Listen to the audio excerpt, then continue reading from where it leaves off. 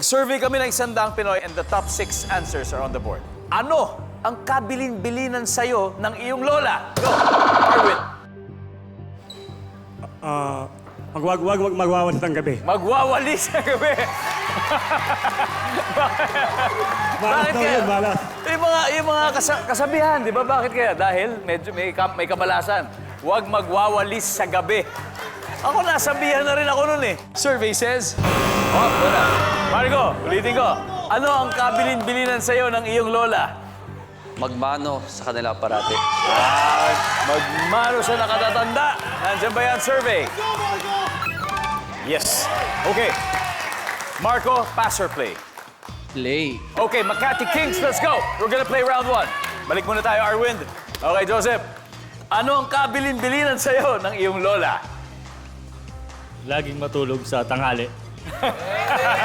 Lagi matulog sa tanghali. Para tumangkad. Siguro kaya kayo naging basketball player dahil talaga pinatutulog kayo sa tanghali.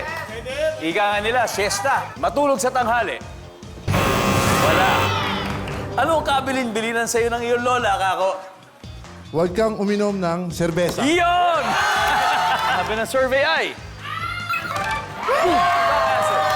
Lordy, ano ang kabilin-bilinan sa'yo ng iyong lola? Magsabi ng po at opo. Ayan. Doon tayo sa mga sana talaga mga Filipino traditions ng pagpapakita ng ating paggalang sa kapwa po at opo. Survey says, ay, nandyan na. Pagpapakita ng paggalang, kapareho na yan. Nandyan na yan.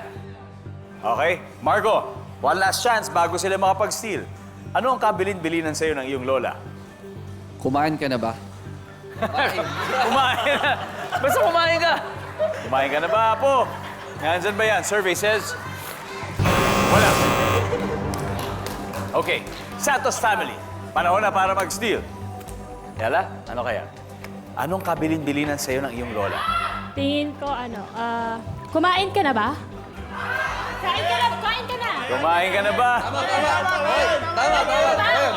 Good job. Danica, ano ang kabilin-bilin sa'yo ng iyong lola? Mag-aral ng mabuti. Mag-aral na mabuti. Audrey, ano kaya? Gawin ang sabihin niyo, Matulog ng maaga. Matulog ng maaga. Okay, lahat naman to, Arwin, suggestions, pero sa'yo pa rin manggagaling. Ano ang kabilin-bilinan sa'yo ng iyong lola? Pag tama ang sagot mo rito, makukuha mo round na to, Arwin. Mag-aral lang mabuti. Mag-aral ng mabuti! Kahit busy sa basketball, kailangan mag-aral ka pa rin na mabuti, di ba? Nandiyan kaya yan to steal the round. Survey says...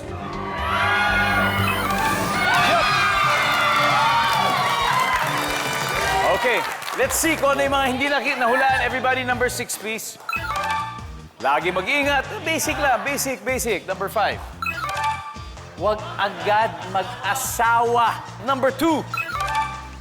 Gumawa ng mabuti.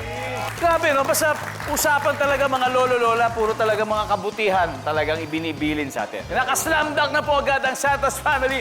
Meron na agad silang 54 points.